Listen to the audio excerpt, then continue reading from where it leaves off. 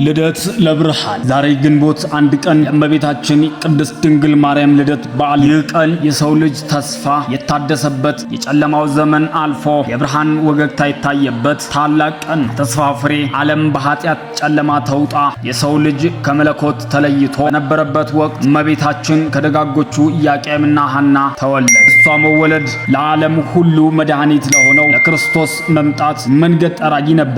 ስለዚህ ይህ ቀን የተስፋ ቀን ነው። የፍቅርና የትህትና ትምህርት ማርያም ስትወለድ የታላቅ ንግስትነትን ክብር ይዛ ሳይሆን በትህትናና ቅድስና ለመኖር ነው። እኛም ከልደቷ የምንማረው ትልቁ ቁም ነገር ሕይወታችን ለሌሎች በረከት የሚሆንና በቅድስና የታጀበ እንዲሆን ነው። አዲስ ጅምር ልደት ሁልጊዜም አዲስ ሕይወትን ያበስራል። ዛሬ ይህንን በዓል ስናከብር እኛም በውስጣችን ያለውን የጥላቻ የቂም እና የተስፋ መቁረጥ ማንነት ጥለን ፍቅርና በሰላም አዲስ ሕይወት ለመጀመር ቃል የምንገባበት ሊሆን ይገባል። የእመቤታችን ልደት ለዓለም ሁሉ ሰላምን እንዳመጣ ለእኛ ለቤታችንና ለሀገራችን ሰላም የሚበሰርበት ይሁን። የልደቷ በረከት ከሁላችን ጋር ይሁን። መልካም የግንቦት ልደታ በዓል